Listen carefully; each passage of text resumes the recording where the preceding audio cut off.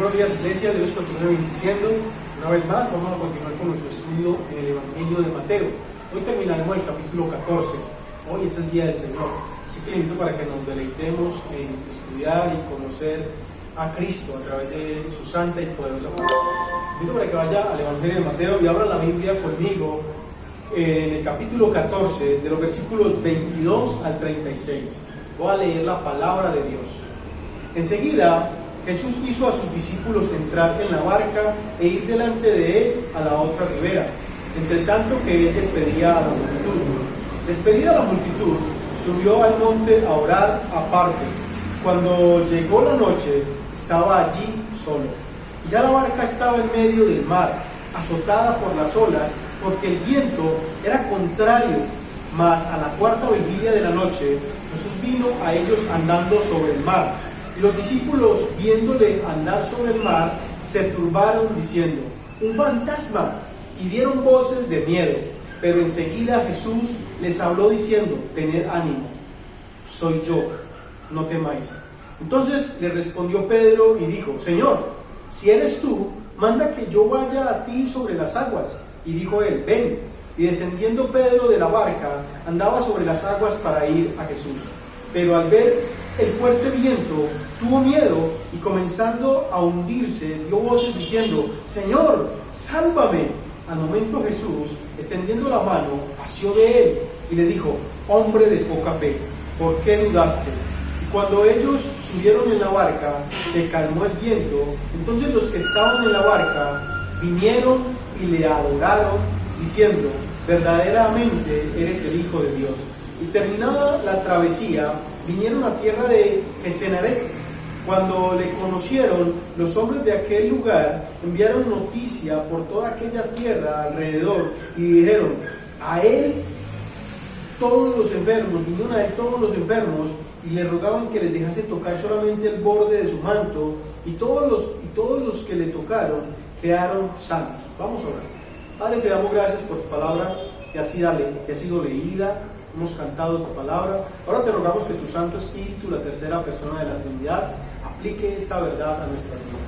Ayúdanos, Señor, te lo rogamos, que podamos ser esos bienaventurados que oímos, que escuchamos y que obedecemos tu palabra. Nos ponemos en tus manos, porque solo somos barro en tus manos. Señor, dirígenos. Santo Espíritu, guíanos. En el nombre de Cristo Jesús. Amén. Muy bien, continuamos entonces con nuestro mensaje: el verdadero poder del rey, o el poder del verdadero rey, que es lo que vamos a estar viendo hoy. El poder del verdadero rey. El Antiguo Testamento señala hacia Cristo como el cumplimiento de la profecía, aquel hacia quien señalan los profetas. Moisés había dado maná, porque Dios lo había usado para dar maná a los israelitas. Y esto era solo sombra de aquel que era el verdadero pan del cielo. Jesucristo es el verdadero pan del cielo. Y por eso Cristo, la segunda persona de la Trinidad, tiene el poder de alimentar a los hombres, así como vimos en el texto anterior, a más de 5,000 hombres, como lo dice. Jesús es presentado como el Salvador perfecto, el que provee tanto para el cuerpo como para el alma.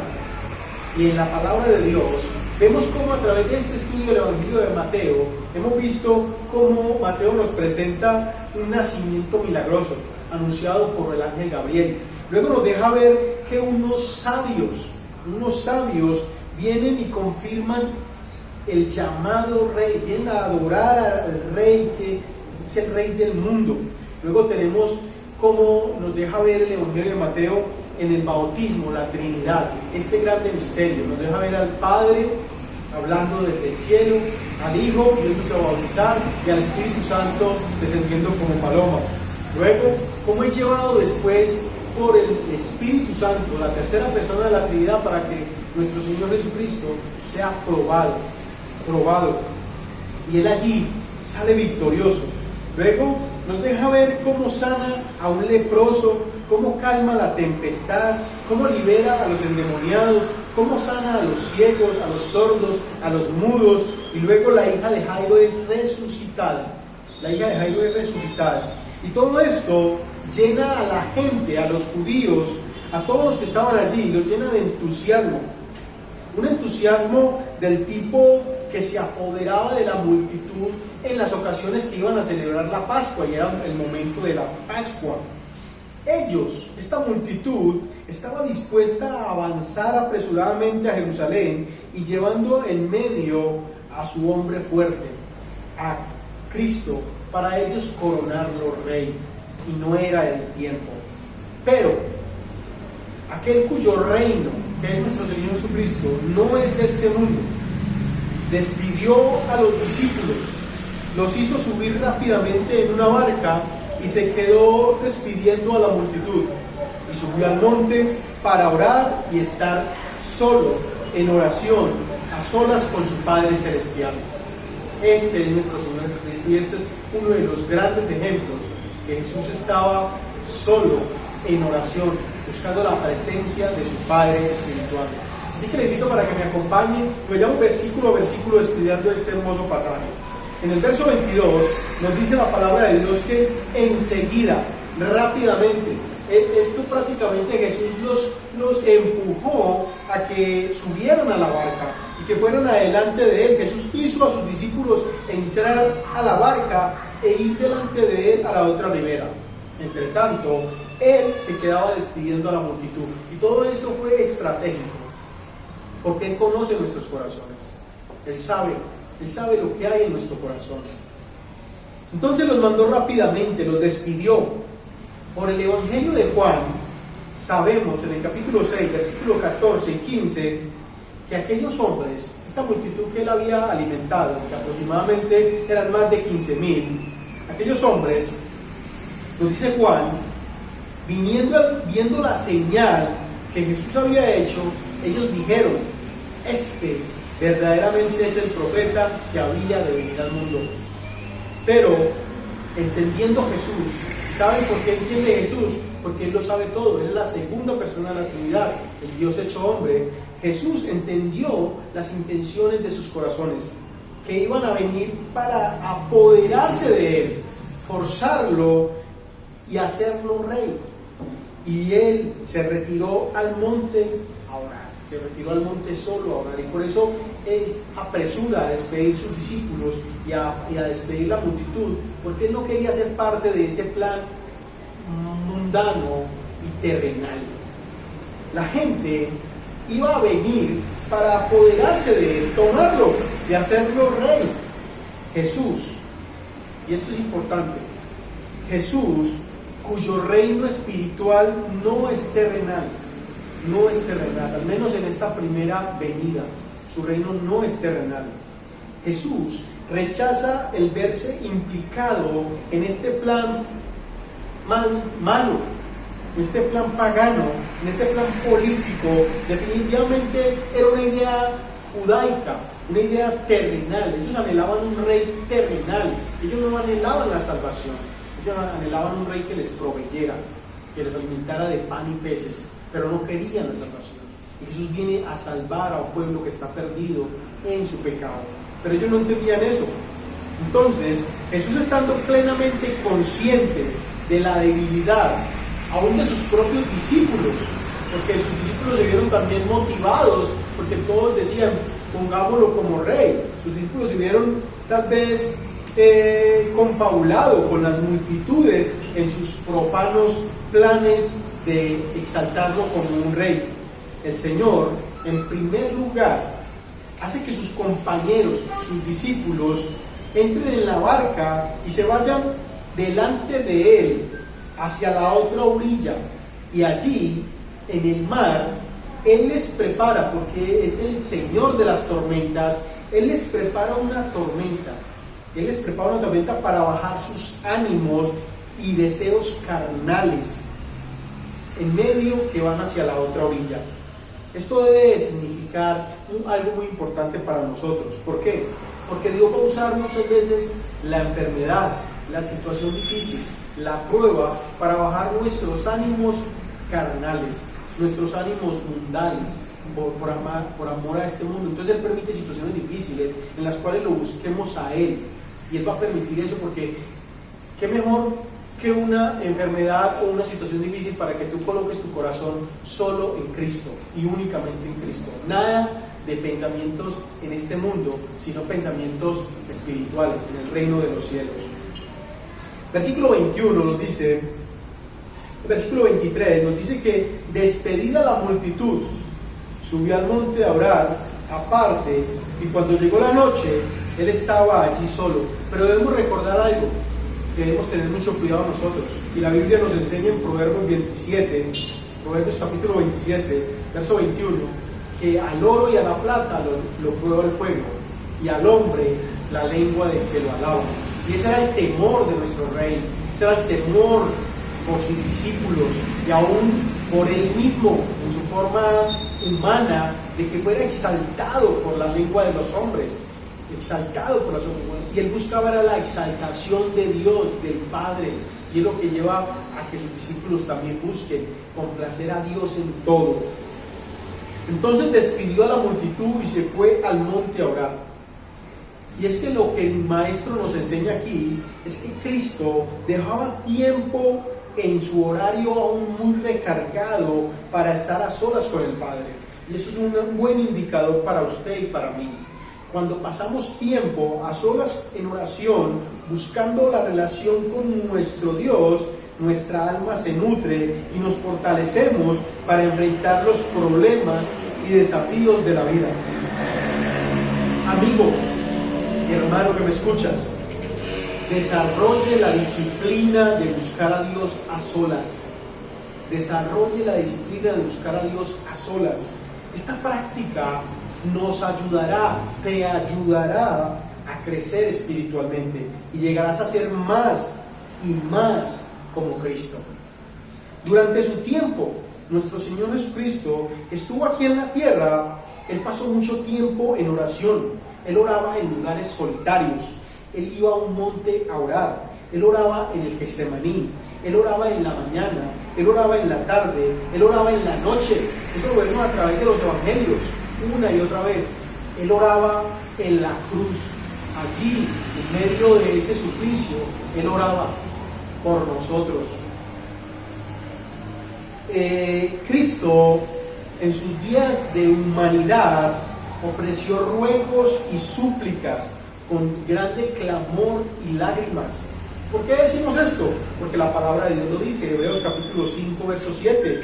Dice que ofreciendo ruegos y súplicas con gran clamor y lágrimas al que podía librar de la muerte. Y fue oído a causa de su temor reverente. Acércate a Dios. Ora reverentemente. Busca su presencia a solas. Busca lugares para que entres en comunión con Dios. Cristo no solamente oraba por él, sino que oraba por todos los que lo rodeaban. Verso 24.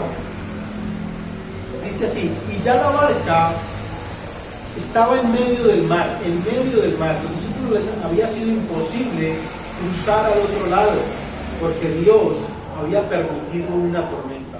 Una tormenta. Las olas, nos dice el verso 24, azotaban el barco. El viento le era contrario. Y como ya lo dije, Dios permite esta situación, una situación difícil, un viento contrario que soplaba violentamente contra el barco. A eso se le suma la oscuridad. Y como lo dicen otros evangelios hablando de este mismo pasaje, que las olas estaban airadas. Otro factor difícil: Cristo no estaba en la barca. Los discípulos estaban en peligro de perder su vida en ese tormentoso mar.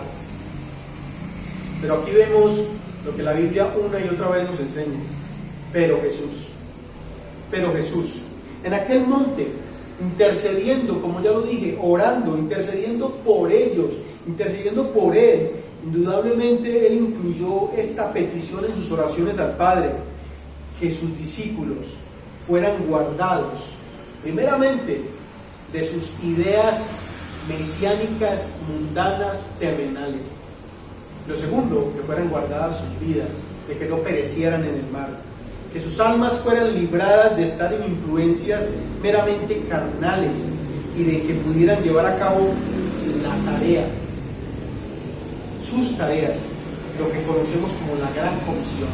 Es que lo más importante, hermano, no es ganar este mundo, es ganar el reino de los cielos. Lo más importante es, hermanos, compartir el Evangelio, llevar la gran comisión, la buena noticia de que Cristo murió para salvar a pecadores, de los cuales tú y yo éramos uno, de los cuales tú, amigo que me escuchas, debes arrepentirte y hacer parte de la familia de Dios. El verso 25 nos dice que a la cuarta vigilia Jesús vino a ellos andando sobre el mar. Esto es algo que solamente Dios lo puede hacer y permitió que Pedro lo hiciera. La cuarta vigilia es más o menos de las 3 a las 6 de la mañana. Entonces podemos ver cómo Jesús pasó toda esa noche orando e intercediendo.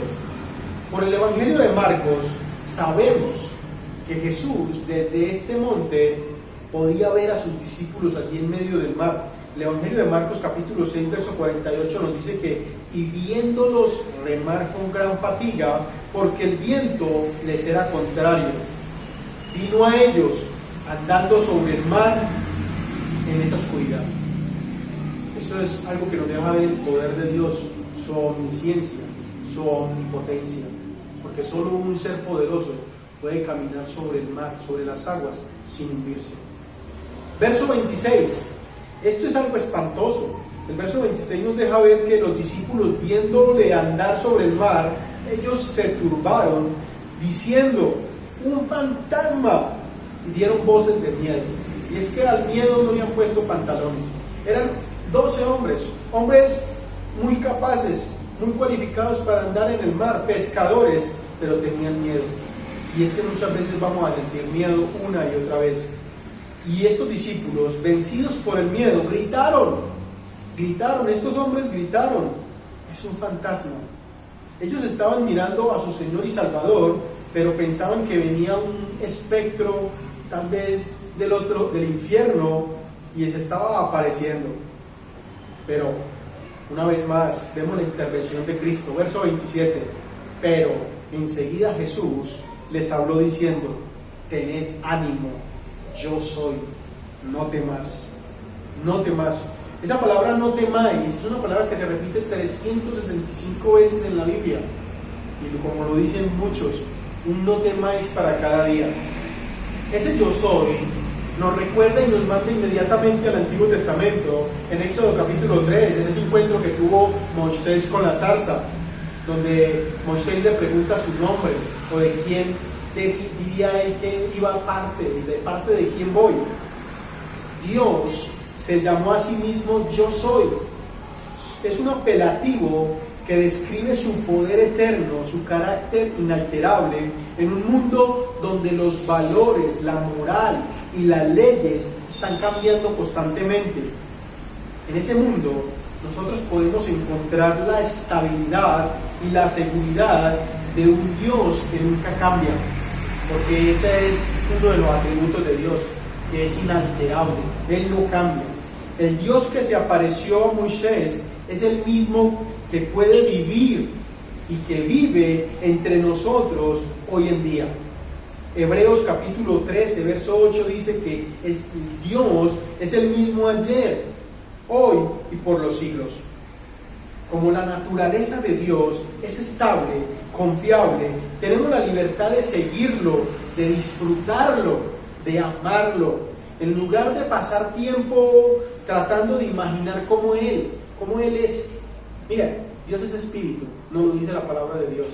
No te compliques la vida, obedece, disfrútalo a este Dios poderoso, inalterable, incambiable, de amor eterno para ti. Verso 28. Entonces respondió Pedro muy osado. No sabemos, Pedro estaba todavía sin entender qué es lo que estaba sucediendo, pero él amaba al Señor. Y Pedro muy osado dice, Señor, si eres tú, manda que yo vaya a ti sobre las aguas. El impulsivo Pedro está inmediatamente preparado para la acción, confía en el Señor y lo ama, y por lo tanto Él desea estar con Él. Desde un aspecto de confianza de Pedro, esto merece admiración. Pedro es completamente lo que muestra aquí al temor que hace rato estaba sintiendo.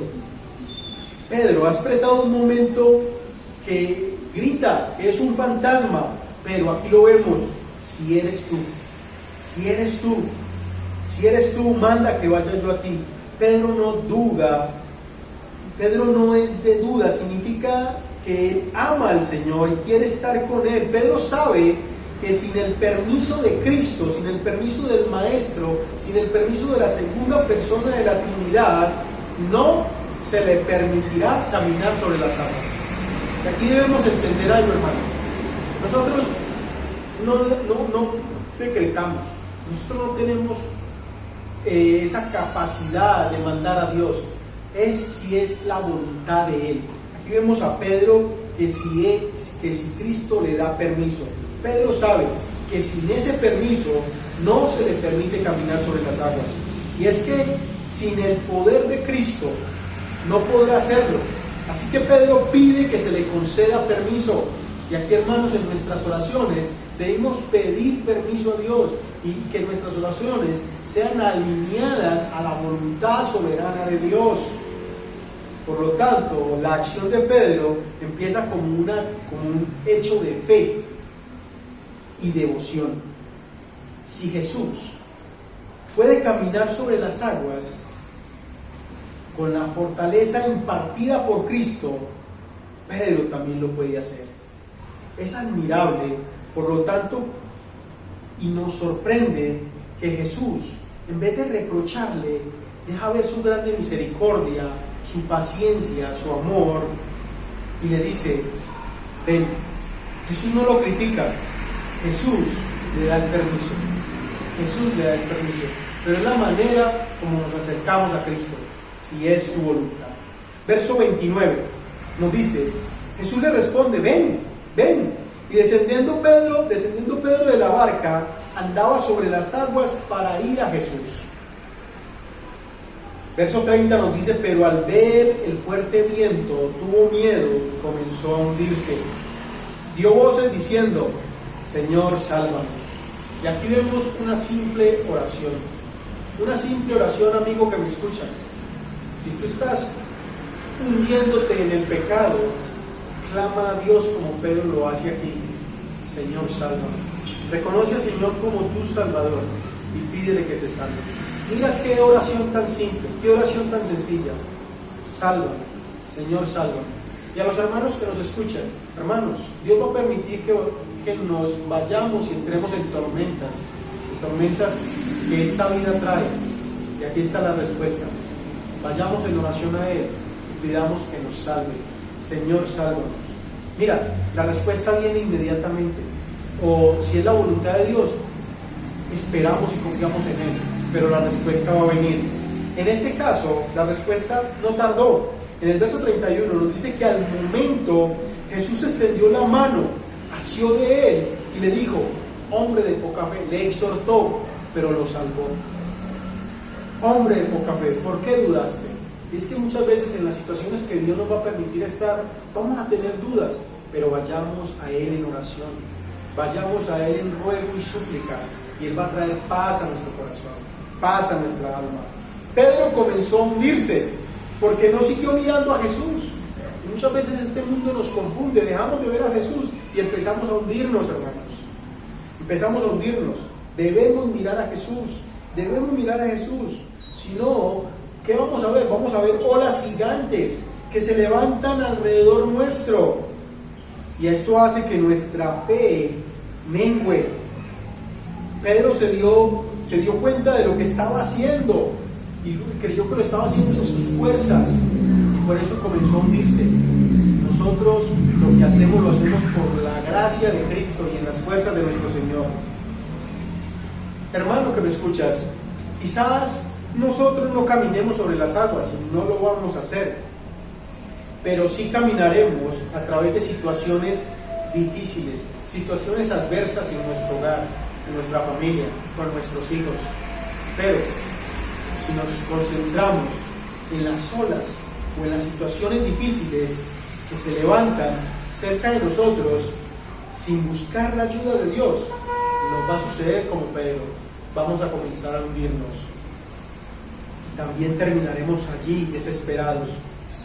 Al fin, debemos mantener nuestra fe por medio, por fuerte que sea la tormenta, mantengamos los ojos en el poder de Cristo. Mantengamos los ojos puestos en el autor y consumador de toda obra. Mantengamos los ojos puestos no en nuestras obras, sino en Cristo y en la capacidad que Él tiene para salvarnos, en su capacidad, no en nuestra incapacidad. Verso 32. Cuando ellos subieron a la barca, aquí sucede otro milagro poderoso, otros milagros poderosos. Se calmó el viento, se acalmaron las olas, e inmediatamente estaban en el otro lado. Todos los milagros que acontecieron allí, porque Él es nuestro Rey soberano. Se calmó el viento, se calmaron las olas, e inmediatamente estaban en el otro lado. Recuerda, amigo y hermano que me escuchas, nosotros en este mundo, o en este barco que es el mundo, solo somos marineros. Él, el Señor Jesucristo, es nuestro capitán. Él es nuestro capitán.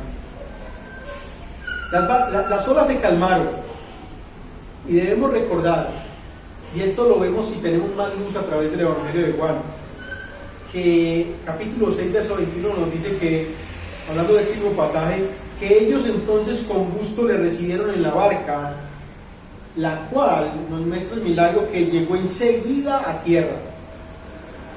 En el verso 33 de nuestro pasaje, entonces los que estaban en la barca vieron y vinieron y le adoraron, diciendo: verdaderamente eres el Hijo de Dios. Uno se queda como confrontado con esta parte, porque ellos ya han visto cómo Jesús resucita a muertos, sana toda clase de enfermedades, libera toda clase de endemoniados, tiene poder sobre el mar, sobre el viento. Y en este momento, posiblemente ellos están comenzando a ver el verdadero Hijo de Dios, al verdadero Rey. Y es aquí donde ellos declaran: verdaderamente eres el Hijo de Dios. Pero que esto les va todavía a tocar aprender un poco más, porque es difícil de aceptar. Que el Espíritu Santo nos ayude a reconocerlo como el verdadero Rey, el verdadero Hijo de Dios. Ellos están abrumados, los discípulos, por ver ese poder infinito, el amor de Jesús, ver todo ese despliegue de poder. Ellos todavía no tienen claro cómo Él ha hecho multiplicar 2 peces y 5 panes, y ahora aplaca el mar y camina sobre las aguas. Todo esto los tienen a ellos embotados. Y es aquí donde nosotros necesitamos confiar mucho en nuestro Señor. Necesitamos confiar en nuestro Rey, nuestro Redentor, nuestro Salvador. Ven a Cristo, amigo, ven a Cristo. Como ya lo dije, posiblemente no caminemos sobre las aguas, pero sí vamos a caminar una y otra vez sobre situaciones difíciles. Una y otra vez. Verso 34 nos dice: y terminada la travesía, vinieron a la tierra de Genesaret. Cuando lo conocieron, los hombres de aquel lugar enviaron noticias por toda aquella tierra alrededor, y trajeron todos los enfermos, y le rogaban, verso 36, que les dejase tocar solamente el borde de su manto. Y todos los que lo tocaron quedaron sanos. Si ven el poder y el amor de Dios y la misericordia de Dios, es natural que la gente busque sanidades, se acerque a Cristo para tocar sus flecos. Pero, amigo y hermano que me escuchas, este manto no es el que tiene poder. El que tiene poder es la fe. La curación es producto de la fe y no de la túnica de Jesús. Debemos tener fe, ¿saben? Y la fe es un don de Dios. Él es el que nos da la fe para poder creer en Él. Así que no es de ritos o de cosas, sino de confiar plenamente en Cristo, por solo fe, por la sola gracia, por la sola Escritura, que es la que tenemos, en la cual aprendemos a amarle a Él. ¿Qué aplicaciones nos deja este pasaje para nosotros en el día de hoy? Lo primero, amigo, que me escuchas es que clama al Señor, así como Pedro clamó, y Él te puede salvar. Señor, sálvame. Arrepiéntete de tu pecado y ven a Cristo. Él conoce tu pecado. Pídele perdón y clama como Pedro pidió: sálvame, Señor, sálvame, sálvame de este mundo en el cual, si sigues andando en tu pecado, vas a perecer eternamente en el infierno. Y Él es el que te va a tomar de la mano si le pides perdón y te va a salvar. A todos, en general, debemos recordar el poder de la oración. Debemos orar mañana, tarde y noche. Hermanos, la oración nos va a ayudar a crecer, nos va a ayudar a fortalecernos. Si pasamos tiempo a solas en oración, nuestra relación con Dios se nutre y podemos afrontar los problemas y los desafíos que trae la vida, porque Cristo nos ha fortalecido. Yo te invito para que desarrolles la disciplina de buscar a Dios a solas, y también puede ser en grupo, pero en especial a solas. Busca a Dios, haz esta práctica que el Maestro nos enseñó y te ayudará a crecer espiritualmente y llegarás a ser cada día más y más como Cristo. El yo soy, otra aplicación. Mira, Moisés preguntó quién era. El yo soy. Hebreos capítulo 13, verso 8 dice que Dios es el mismo ayer, hoy y por los siglos. Este yo soy, el Dios creador del cielo y la tierra, es de naturaleza estable, incambiable, confiable, y tenemos la libertad y la seguridad de disfrutarlo. Por eso, amigo, arrepiéntete de tu pecado. Hermano, consuélate y aprende a amar a Cristo a través del estudio de la palabra de Dios. Ven a Cristo, entrégale tu vida a Cristo. Él conoce tu problema, descansa en su poder soberano. Que Dios te conceda un hermoso día del Señor y que Él te dé la gracia de amarle cada día más. En el nombre de Cristo Jesús oramos.